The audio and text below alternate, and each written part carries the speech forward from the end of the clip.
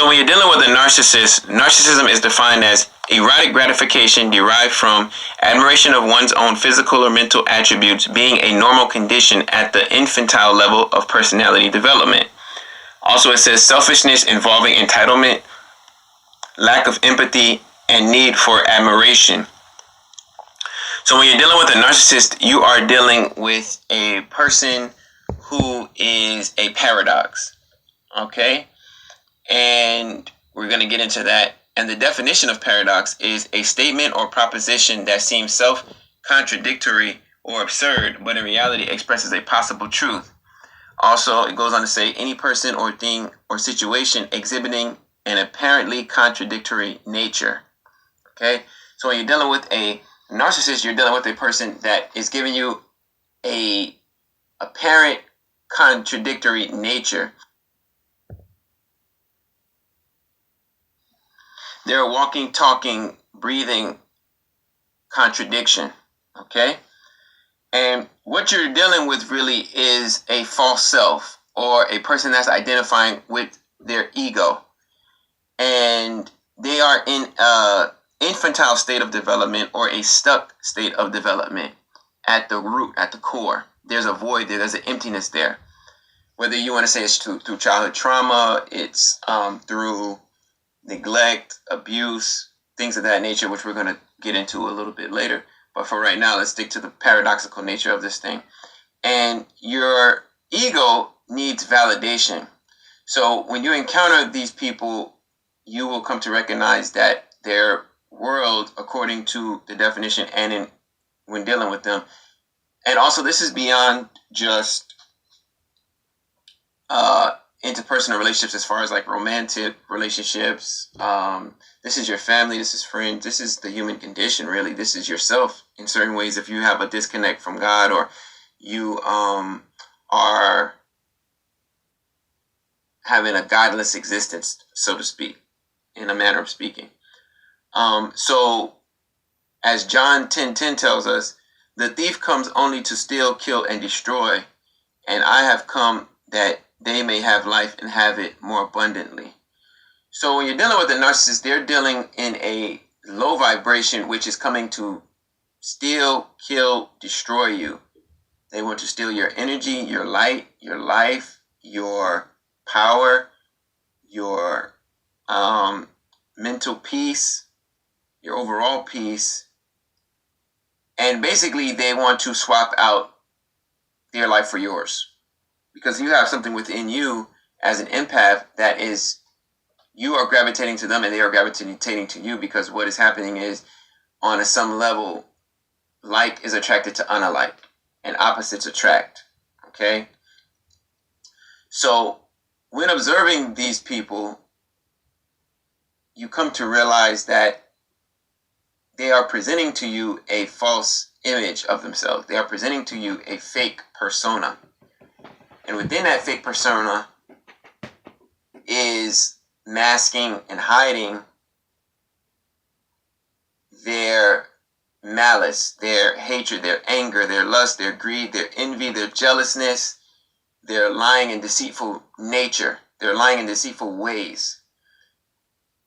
They are propagating an illusion to you to make you fall in love with them, to befriend them, to help them, things of that nature, because they have learned that this is what gets them supply. Okay? Another thing to add on to that is they also believe that the world is how they are within themselves. So they believe the world to be dog eat dog, cruel, kill or be killed, kind of the, survival of the fittest, let's just say.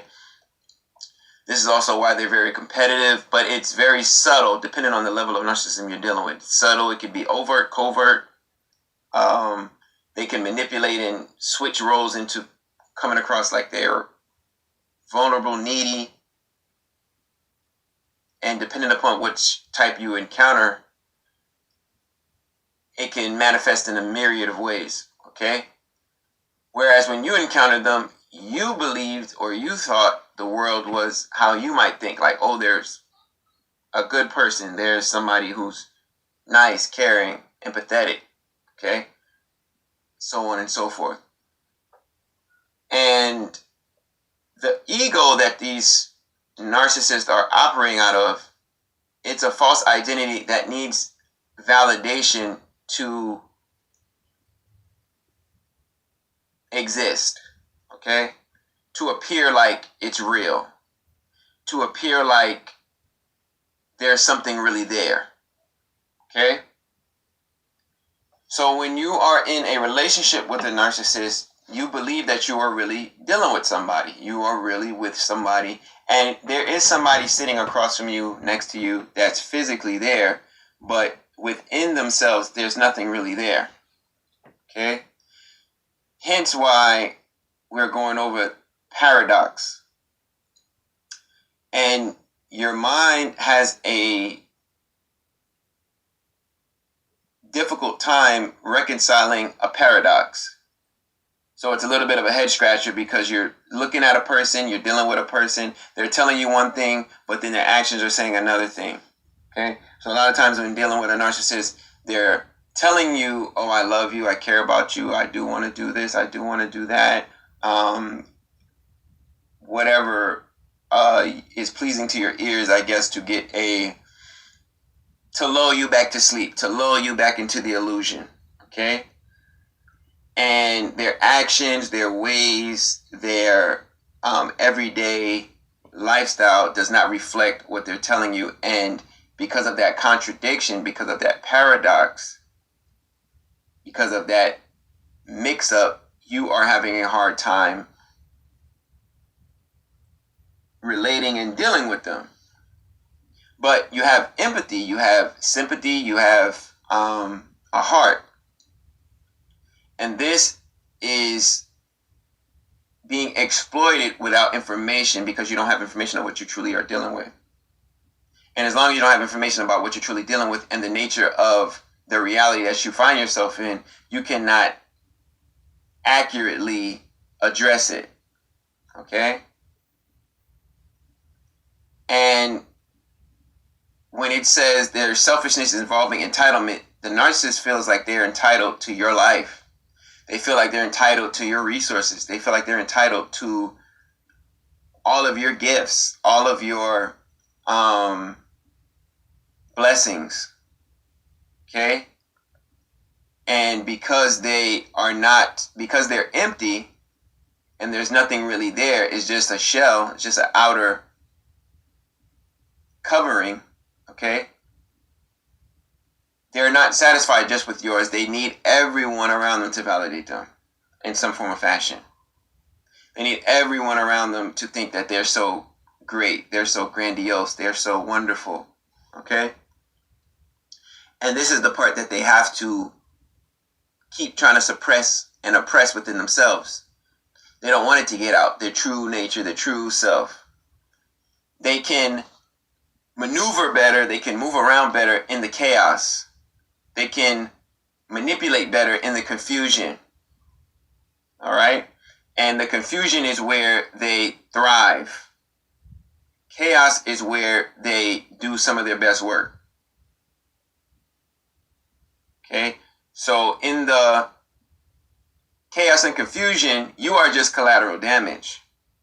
You are just going along for the ride, and you're ultimately putting your energy and effort into something that is slowly over time not yielding any results. And you're putting your energy and effort into a fake, illusory situation. And the more you continue to do that, the more you feel like I need to reap something from this. And the carrot is dangled in front of you as a means to keep you going around and around in a circle when you're never going to catch that carrot.